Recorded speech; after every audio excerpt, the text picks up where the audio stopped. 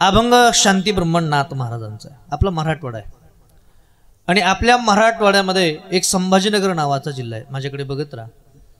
आणि त्या संभाजीनगर नावाच्या जिल्ह्यामध्ये एक देवगिरी नावाचा किल्ला आहे. आणि त्या देवगिरी नावाच्या किल्ल्यावरती एक संत होऊन गेले, त्या संतांचं नाव जनार्दन स्वामी महाराज. त्या जनार्दन स्वामी महाराजांचे 3 शिष्य झाले.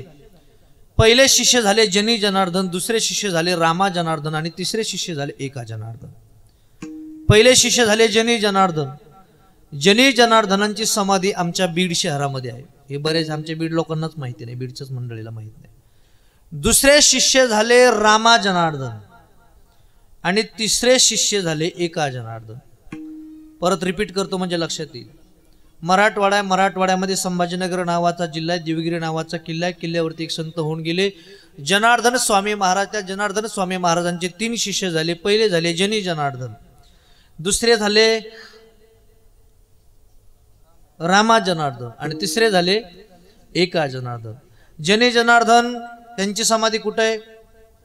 बोला की बीड शहरामध्ये. पहिले झाले, बोला मी हाणवून घे ना तुमच्या पुढे. पहिले झाले जनी जनार्दन, दुसरे झाले रामा जनार्दन. कोण रामा जनार्दन? रामा जनार्दनांचं जास्त वाङ्मय आपल्याला पाहायला मिळत नाही. प्रसिद्ध अभंग थोडेच केले पण प्रसिद्ध अभंग झाले. एक अभंग सर्वांच्याच परिचयाचा आहे. प्रगट गुह्य बोले,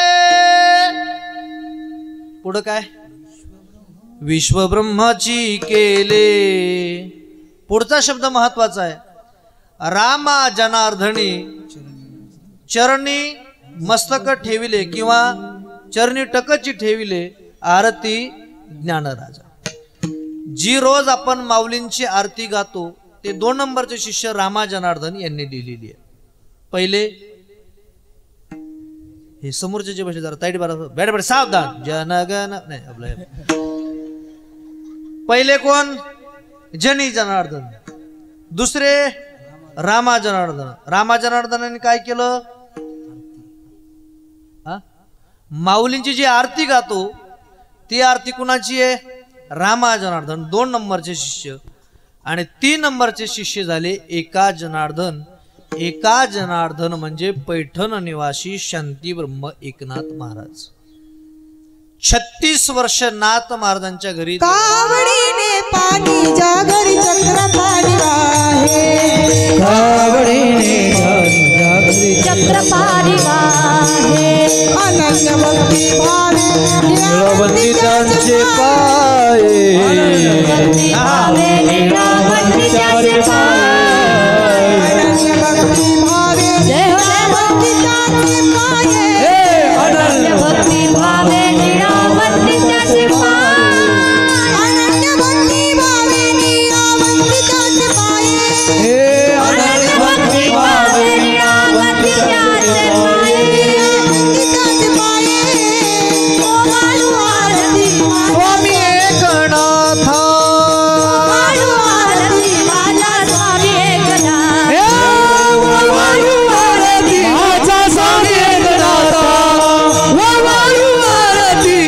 स्वामी एकनाथ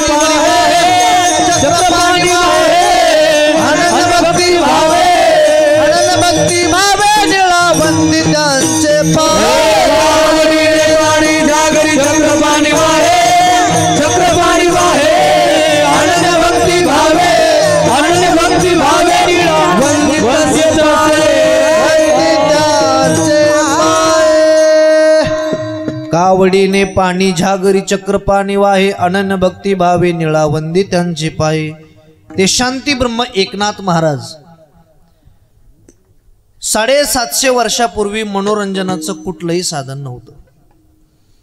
आता प्रत्येकाच्या घरामध्ये मनोरंजनाचं साधन आहे, त्याचं नाव आहे टीव्ही. आणि प्रत्येकाच्या खिशामध्ये मनोरंजनाचं साधन आहे, त्याचं नाव आहे मोबाईल. कीर्तनात बसल्या बसल्या मोबाईल मनोरंजन करतो. महाराजांचं प्रमाण सुरू झालं की व्हॉट्सअप मनोरंजन करतं. इंस्टाग्रामला कोणाची फॉलो आलं की तेही पाहता येतं, फेसबुकही पाहता येतं. म्हणजे कीर्तनामध्ये सुद्धा मनोरंजन करणारा मोबाईल आहे. पण 750 वर्षापूर्वी मनोरंजनाचं कुठलंही साधन नव्हतं. लाईटचीच व्यवस्था नव्हती तर मनोरंजनाचा भाग सोडून द्या. मग त्या काळातील समाजाचं काहीतरी समाजाचं प्रबोधन व्हावं, मनोरंजन व्हावं म्हणून त्या काळामध्ये नाथ महाराज यांनी 350 पेक्षा जास्त भारुडाची रचना केली. किती भारुड लिहिले? 350 भारुड लिहिली, प्रसिद्ध झाले. मोडकेच घर तुटकेच छप्पर, देवाला देवघर नाही मला दादल्या नको ग बाई, देवाला देवघर नाही मला दादल्या नको ग बाई, देवाला देवघर नाही मला दादल्या नको ग बाई, देवाला देवघर नाही मला दादल्या नको ग बाई, मला दादल्या नको ग बाई, मला दादल्या नको ग बाई, मला दादल्या नको ग बाई, मला दादल्या नको मला दादल्या नको ग बाई, मला दादल्या नको ग बाई, मला दादल्या नको ग बाई, नाही मला दादल्या नको ग बाई, बाई बाई. अनेक प्रकारचे भारुड नाथ महाराजांनी लिहिले. पिंगळा महाद्वारी ते म्हणायचं नाही आपल्याला, कोणी म्हणाले म्हणून म्हणायचं नाही. वेळ बी झालेला नाही तर म्हणलं बी असतो. काय म्हणायचं? हे जरी नाही काल तरी दुसरा येईल, हे जरी नाही काल दुसरा येईल, सरत शेवटी बा काळ बांधून येईल, सरत शेवटी बा बांधून येईल, सरत शेवटी एका जनार्दनी आमच्या काही बाजाईल, आमच्या काय पिंगळा पिंगळा पिंगळा पिंगळा महाद्वारी, बोली बोली तो देखा पिंगळा महाद्वारी, बोलत देखा पिंगळा महाद्वारी, महाद्वारी.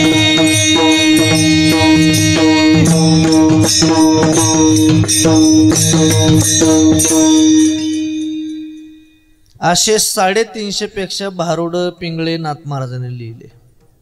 या शेजारीनं बरं केलं नाही गा बया. काय केलं माहिती ना तुम्हाला? मला पंढरीला नेलं ग बया, मला पंढरीला नेलं ग बया, मला पंढरीला नेलं ग बया, नेलं ग बया, नेलं ग बया. दाताचं दातवण घ्या ग कुणी, दाताचं दातवण घ्या ग कुणी, कुंकू घ्या कुणी काळ मणी, काळ मणी, कुंकू घ्या कुणी काळ मणी, कुंकू घ्या कुणी काळ मणी, कुंकू घ्या कुणी काळा मणी, कुंकू घ्या कुणी काळा मणी, कुंकू घ्या कुणी काळा मणी, कुंकू घ्या कुणी काळा मणी. दाताचं दातवण घ्या ग कुणी, दाताचं दातवण घ्या ग कुणी, कुंकू घ्या कुणी काळ मणी, कुंकू घ्या कुणी काळ मणी, दाताचं दातवण घ्या ग कुणी, दाताचं दातवण घ्या ग कुणी, कुंकू घ्या कुणी काळ मणी, कुंकू घ्या कुणी काळ मणी, कुंकू घ्या कुणी काळ मणी, कुंकू घ्या कुणी काळ मणी, कुंकू घ्या कुणी काळा मणी, कुंकू घ्या कुणी काळा मणी, कुंकू घ्या कुणी काळ मणी, कुंकू घ्या कुणी काळा मणी. तुझ्या घे पिना घे भिगव घे दाबण घे अंग बाई तुला, बाई तुला काय होईल? गुरगुंडा. असे किती भारुड लिहिले नाथ महाराजांनी? बोला की. 350 मी उपाशी बर का तरी मी बोलायलो. 350 पेक्षा जास्त भारुड नाथ महाराजांनी लिहिले. कशासाठी? काही काम नव्हतं म्हणून लिहिले का? सोप्या भाषेमध्ये समाजाचं मनोरंजन होईल, समाजाला दिशा कळेल अध्यात्माची, म्हणून सोपी भाषा वापरली.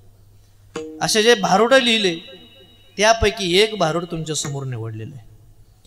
या अभंगाच्या माध्यमातून नाथ महाराज यांनी एका सासूरवासीन स्त्रीची व्यथा ह्या भारुडाच्या माध्यमातून प्रगट केलेली. आजचं सगळं कीर्तन हे महिलांसाठी कीर्तन आहे, म्हणून महिलांनी लक्ष देऊन ऐका. नाहीतरी पहा तुम्ही आज कीर्तनाला सर्वात जास्त पुरुषापेक्षा कोण आहे बघा तुम्ही मागं. बघा ना मागं बघा ना. मी सांगतोय ना मागं बघायची गरज नाही ना. माझ्यावर विश्वास ठेवा की जरा. आहेत ना मला माहिती आहे. पहा तुम्ही. आणि देवानं सुद्धा सर्व कामं महिलांकडे दिले. घर सांभाळायचं महिलांनी, स्वयंपाक करायचा महिलांनी, सोयाबीन काढायची बोला की महिलांनी, कापूस वेचायचा महिलांनी, दिदीच्या कथेला यायचं महिलांनी, कीर्तनाला सर्वात जास्त यायचं महिलांनी, एका घराचे 2 घर करायचे. ते तर पक्क काम आहे तुमचं. हा कोर्स कुठे आणखीन मला याचा मेळ लागला नाही. मला बी ऍडमिशन घ्यायचंय बरं का, पण कोणत्या कॉलेजला भेटतंय हे मेळ लागत नाही. सख्या भावाच्या मध्ये भितड 6 महिन्यात घालते द्या.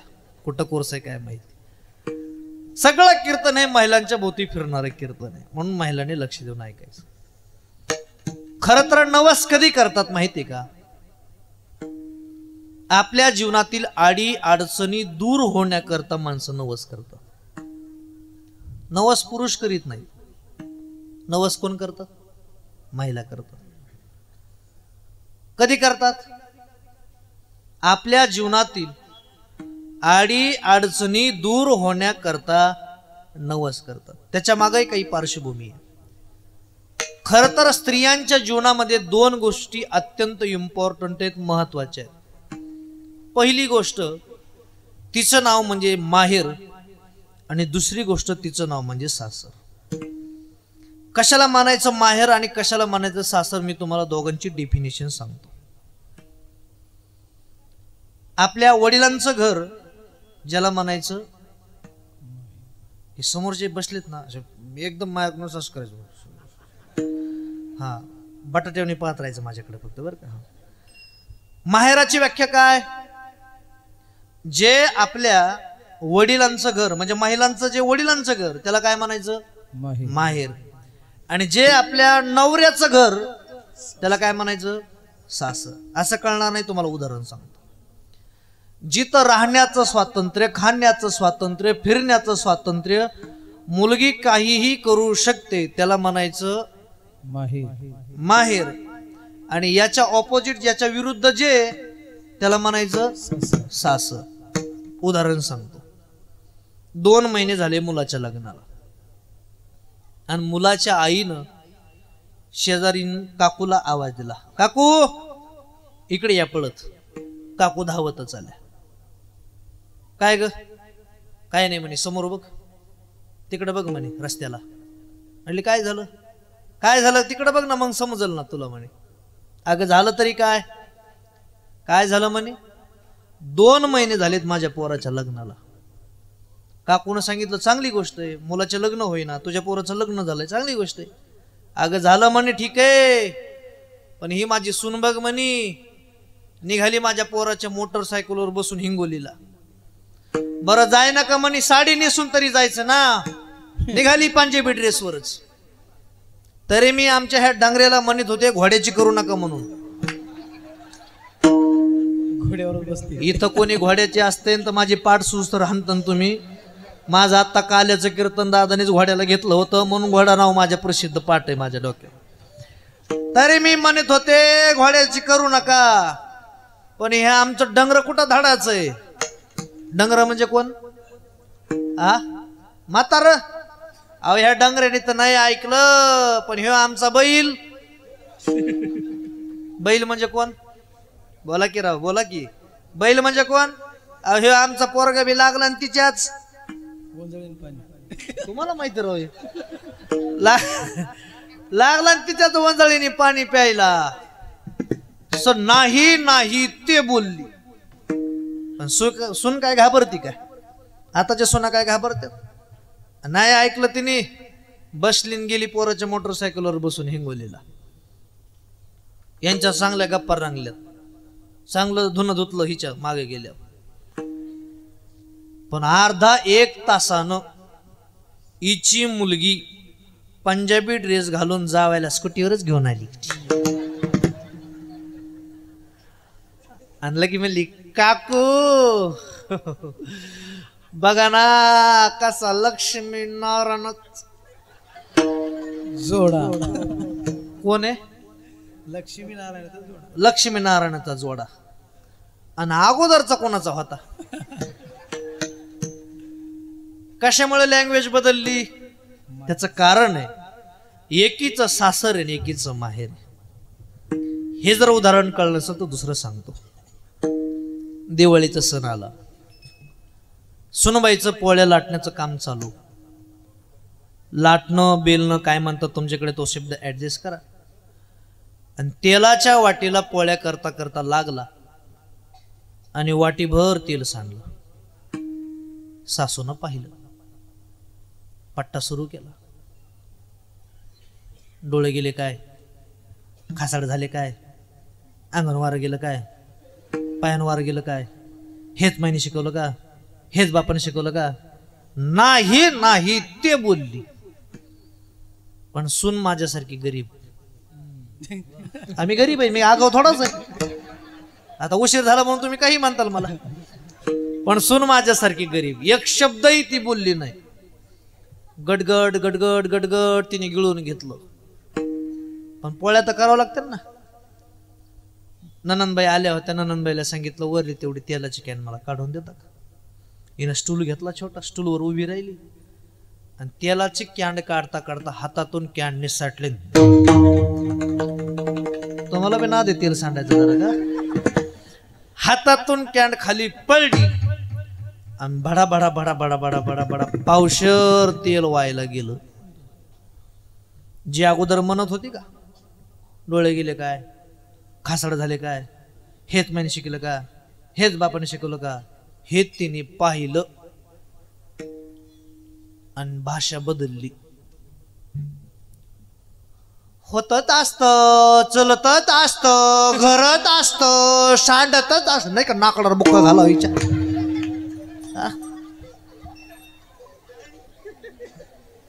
का बरं भाषा बदलली?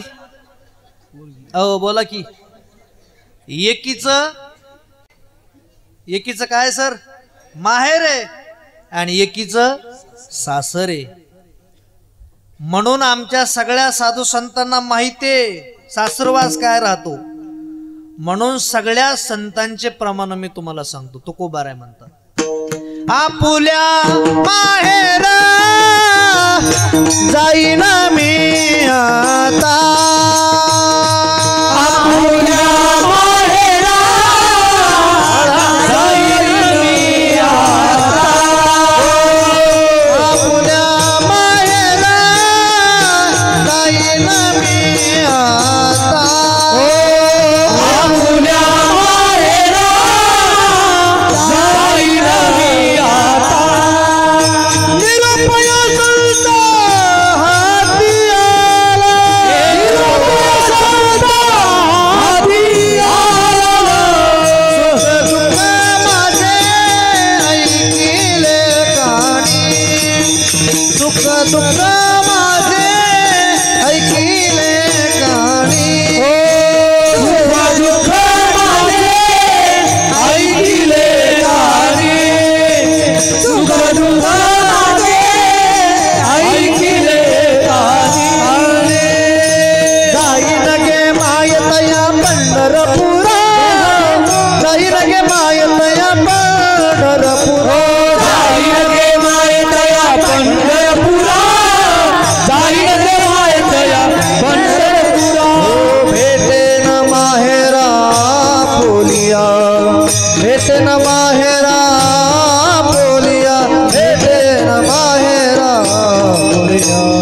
जाईन गे मायतया, जाईन गे मायतया पंढरपुरा, जाईन गे मायतया पंढरपुरा, जाईन गे मायतया पंढरपुरा, जाईन गे मायतया पंढरपुरा. बाई बाई जाते ग माहेराला,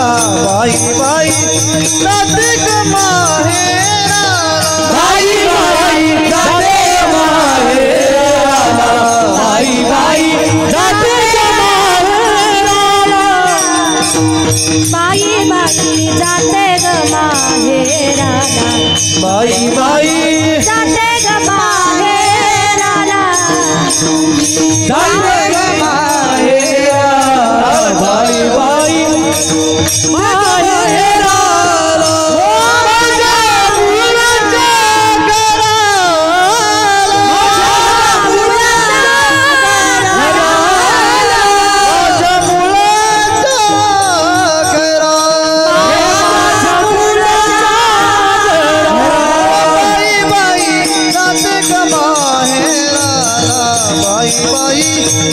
जाते ग माहेराला बाई बाई जाते ग माहेराला बाई बाई जाते ग माहेराला माहेराला किती संतांचं माहेर सांगितलं तीन पहिले तुकोबार आहे आपोल्या माहेरा जाईन मी आता हरिपाठात आपण म्हणतो जाईन गे माये दया पंढरपुरा आणि श्री संत जनाबाई म्हणतात बाई बाई मन मोराच जाते ग माहेराला बाई बाई जाते ग माहेराला आणि आज मी ज्यांचा अभंग घेतलाय ना त्यांचं माहेर सांगतो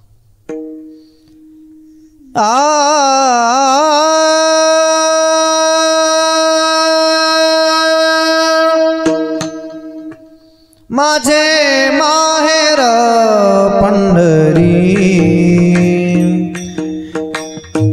माझे माहेर पंढरी आहे बिबरेच्या तीरी आहे बिबरेच्या तीरी माहेरात कोण कोण याची आठवण काढली नाथ महाराजांनी माझी बहीण चंद्रभागा माझी बहीण चंद्रभागा करीत से पापभंगा आणखीन कोण आहे पुंडलिक राहे बंधू त्याची ख्याती काय सांगू त्याची ख्याती गाय सांगू हो माझे माहेर पंढरी आहे बिबरेच्या तीरी आहे बिबरेच्या तीरी आहे बिबरेच्या तीरी एका जनार्दने शरण करी माहेरची आठवण करी माहेरची आठवण हो माझे माहेर पंढरी आहे बिबरेच्या तीरी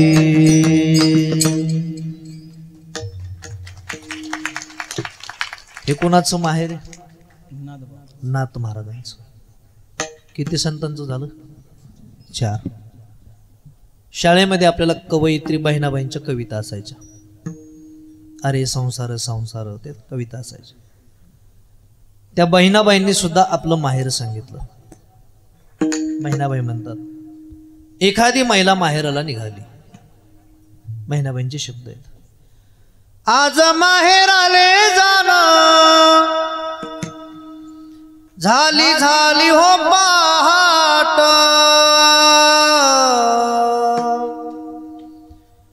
आली आली डोळ्या पुढे माझ्या माहेराची वाट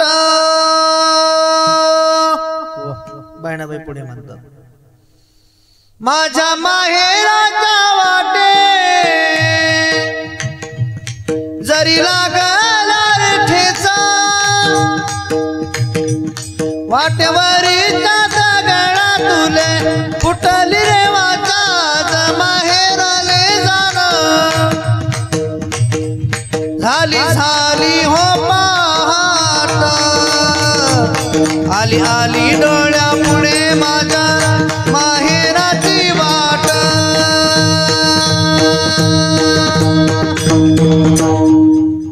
बहिणाबाईंचे शब्द आहेत एखादी महिला माहेराला निघाली फाट्यावरती उतरली गावात यायचंय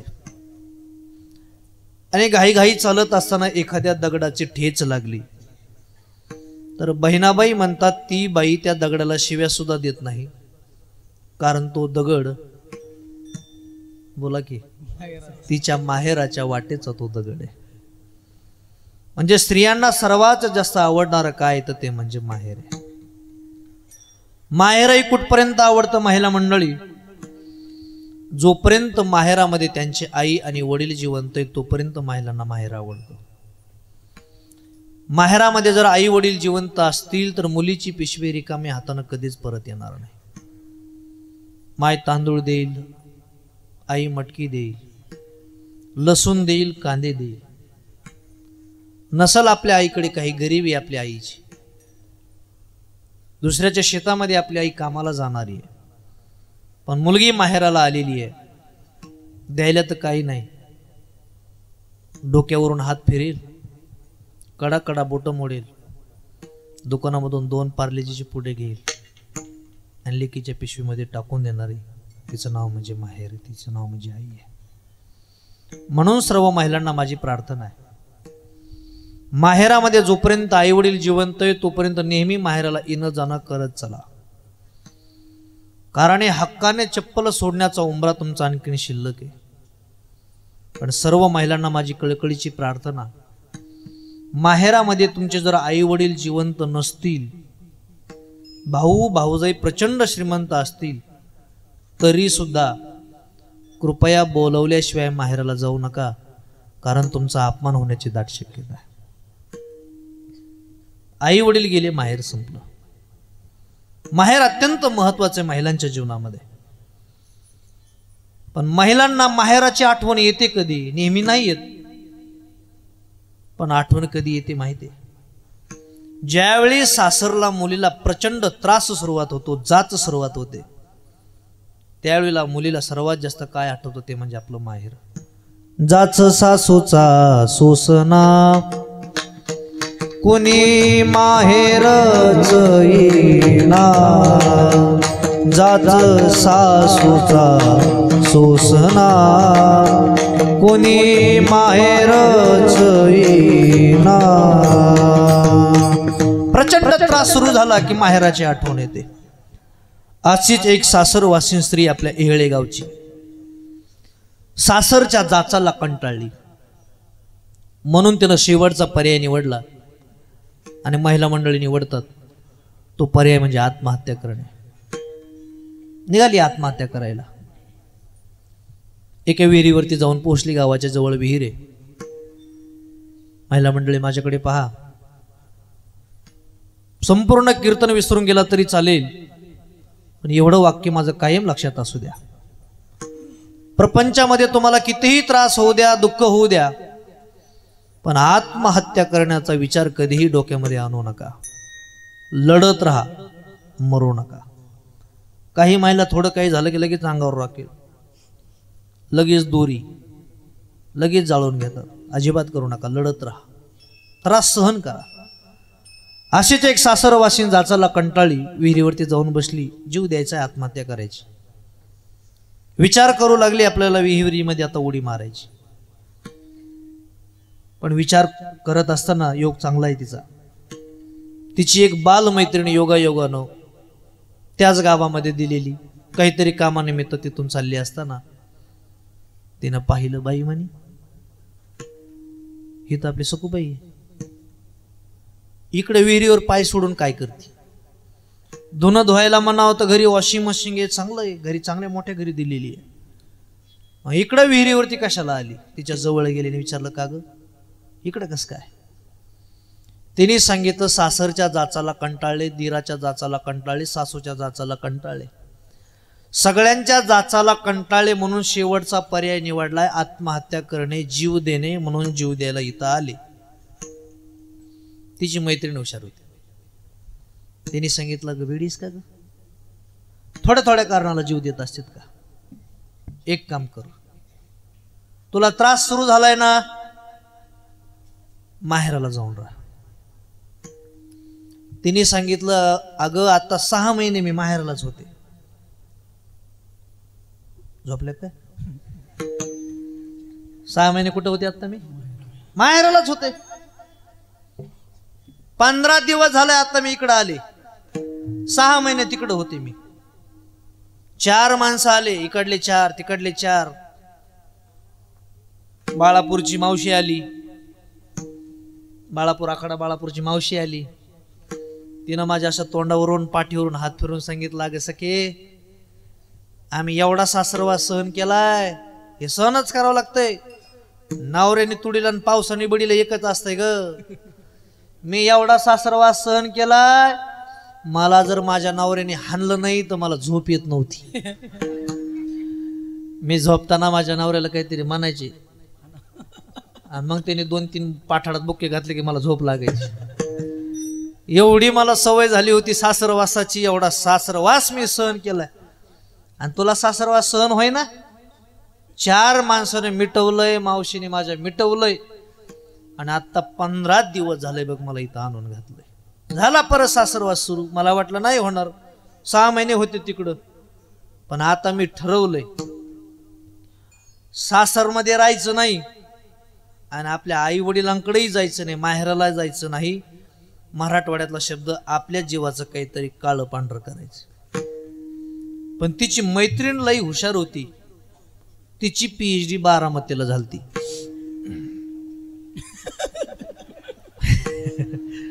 हा, PhD बारामतीला कॉलेजला होती काही दिवस. ती लई हुशार होती.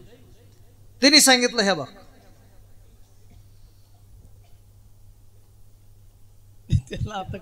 जाऊ द्या, हुशार कळेल काय.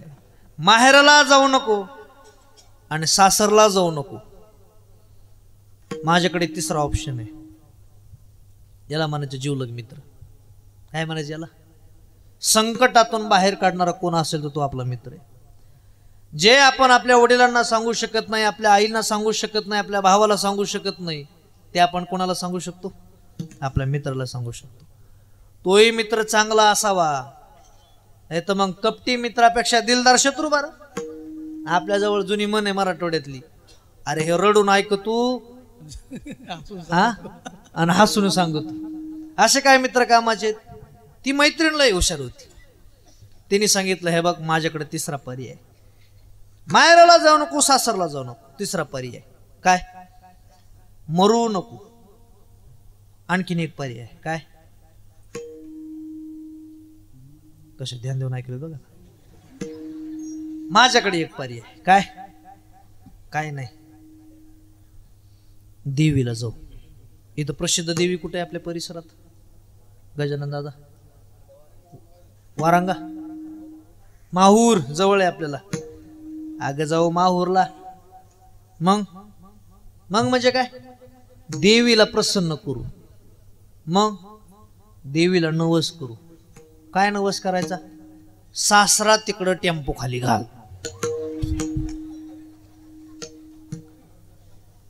सासू तिकडं उलथुदी, ननंदेला आणि एकदा का हे सगळे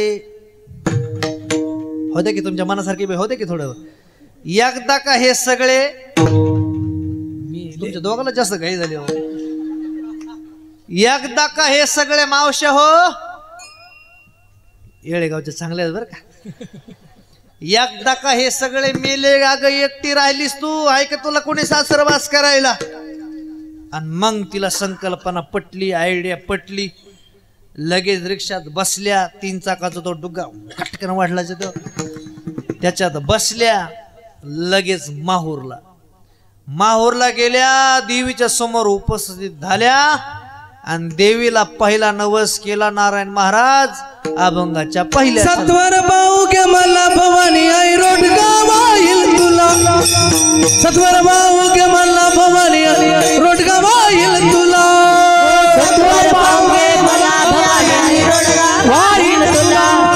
सत्वर भाऊ के मला आई रोडगावा येईल तुला. हो, सत्वर भाऊ के मला भवानी रोडगावा येईल तुला. सत्वर भाऊ के मला भवानी रोडगावा येईल तुला. सत्वर भाऊ के मला भवानी रोडगावा येईल तुला.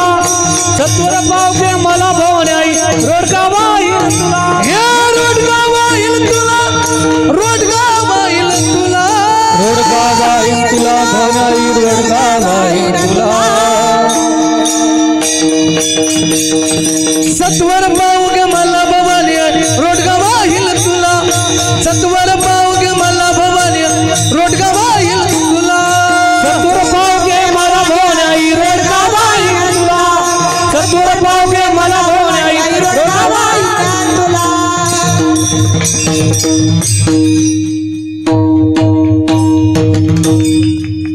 सत्वर पावगे मला भवानी आई रोडगा वाहिन तुला. पहिला नवस केला. काय नवस केला? जागेत का? पहिला काय नवस केला? सत्वर पावगे मला भवानी आई रोडगा वाहिन तुला. आता अर्थ सांगतो. बरोबर ताईट बसा. बेटे सावधान. हा बघा माझ्याकडे. सत्वर म्हणजे लवकर. सत्वर म्हणजे काय? लवकर. इंग्लिश मध्ये फास्ट, इमिजिएटली, क्विक. बरोबर. सत्वर म्हणजे बोला की लवकर. पुढे शब्द आला पाव. पाव म्हणजे वडापावतला नाही. पाव म्हणजे प्रसन्न हो. बरोबर आहे. सत्वर म्हणजे बोला की सत्वर म्हणजे बरोबर. मी फाशी घेईन बरं का तुमच्या पुढे समोर सांग. सत्वर म्हणजे लवकर. अभंग कळायला पाहिजे तुम्हाला. सत्वर म्हणजे लवकर. पाव म्हणजे वडापाव. हा पाव म्हणजे प्रसन्न हो. सत्वर पावगे मला. मला लवकर प्रसन्न हो. पुढचा शब्द वापरला भवानी. भवानी म्हणजे काय? भवसागरातून तरुण नेणारी आई, तिचं नाव भवानी. पण ह्या महिलांनी या भवानी शब्दाचं लईच वाटोळ केलं. तिचे एखादीचे भांडणं असले आणि कथेला निघाली, दिदीच्या कीर्तनाला निघाली, लगेच शेजारणीला चालली बघ भवानी.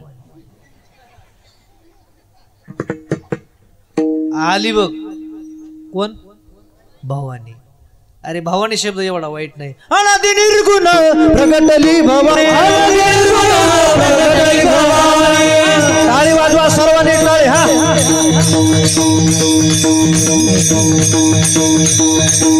अनादि निर्गुण प्रगटली भवानी. प्रगटली भवानी. महिषासुर मर्दनाला तापाची करावया झाड.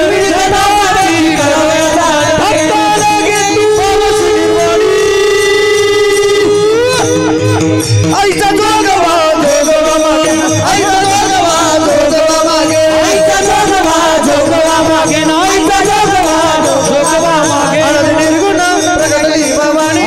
महिषासुर मर्दनाला गोणे. अनादि निर्गुण प्रगटली भवानी. महिषासुर मर्दनाला गोणे. तापाची करावया झाड निजबगदाला की तू पापाची निर्वाणी. आईचा जोगवा जोगवा मागे. आईचा जोगवा जोगवा मागे. आईचा जोगवा जोगवा मागे. आईचा जोगवा जोगवा मागे मागे.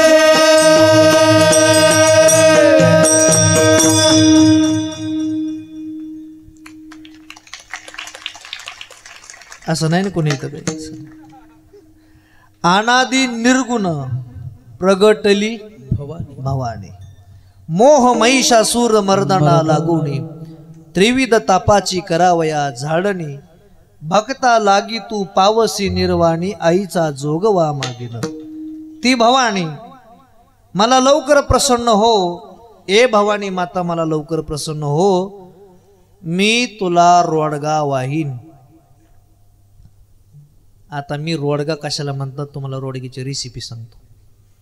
पहिला मंडळी रोडगीची रेसिपी सांगतो. बघा आता माझ्याकडे 2 वाट्या गव्हाचं पीठ, 1 वाटी बेसन पीठ.